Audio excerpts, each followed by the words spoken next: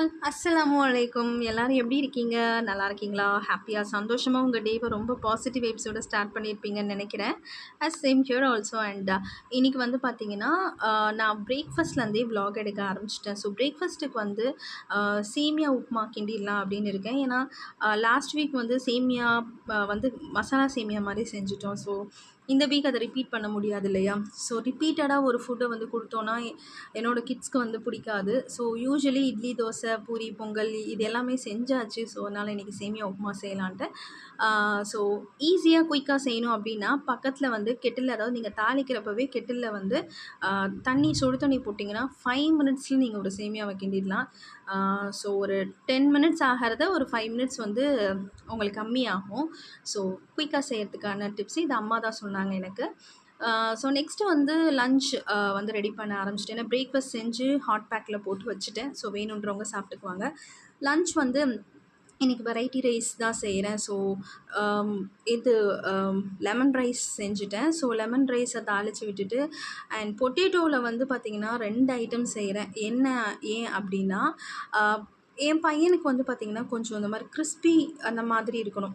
Like Bingo chips, இந்த Lay's chips மாதிரி செஞ்சோன்னா அவன் நல்லா சாப்பிடுவான்.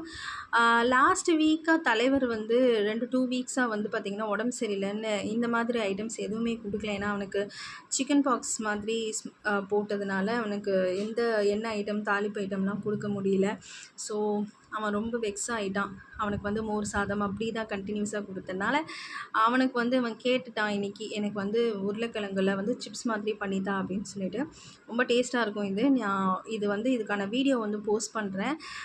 இதுக்கு ஆட் பண்ணுற மசாலாஸ் எல்லாம் வந்து என்னென்னு சொல்லிவிட்டு நான் உங்களுக்கு அந்த வீடியோவில் போட்டிருக்கேன். கண்டிப்பாக செக் பண்ணுங்கள். நீங்கள் பிங்கோ சிப்ஸ் வாங்கணுன்னு அவசியமே இல்லை. வீட்லேயே நீங்கள் பிங்கோ சிப்ஸ் செஞ்சு கொடுக்கலாம். ஸோ இந்த மசாலா ஐட்டம்ஸ்லாம் என்னென்ன அப்படின்றத நோட் பண்ணிக்கோங்க. ரொம்ப நல்லாயிருக்கும். நீங்கள் டைமும் சேவ் பண்ணலாம் அண்ட் வந்து பார்த்திங்கன்னா மணியும் சேவ் பண்ணலாம். ஏன்னா நம்ம ஆர்டர் பண்ணி வந்து சாப்பிட்றதுக்கு நம்ம 5 நிமிஷத்தில் வீட்லேயே செஞ்சு கொடுத்துடலாம் இல்லையா? நெக்ஸ்ட்டு வந்து இன்னொரு பொட்டேட்டோ செய்கிறேன். ஏன் இந்த பொட்டேட்டோ செய்கிறேன் அப்படின்னா, என்ன தான் அந்த சிப்ஸ் மாதிரி செஞ்சாலும் ஹஸ்பண்ட்க்கு கொடுக்குறப்ப வந்து அவருக்கு கொஞ்சம் மசாலா மாதிரி இருந்தனா கொஞ்சம் நல்லாயிருக்கும். ஸோ அதனால் இவங்களுக்கு வந்து நான் ஒரு பொட்டேட்டோ வந்து செய்கிறேன். ஸோ இதுவும் ரொம்ப சிம்பிள் தாங்க. 5 மினிட்ஸில் வந்து குயிக்காக செஞ்சிடலாம் இதை.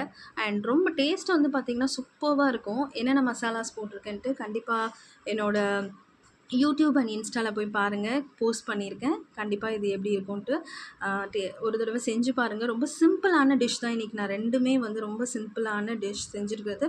பட் டேஸ்ட் வந்து சூப்பராக இருக்கும்.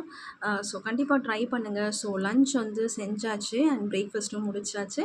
எல்லாத்தையும் இனி பேக் பண்ணுற வேலை தான். ஸோ பேக் பண்ணி எல்லாம் சாப்பிட்டுட்டாங்கன்னா ஒவ்வொரு இணையோட vlog அவ்வளோதான். தேங்க்யூ ஸோ மச் ஃபார் வாட்சிங் மை வீடியோ.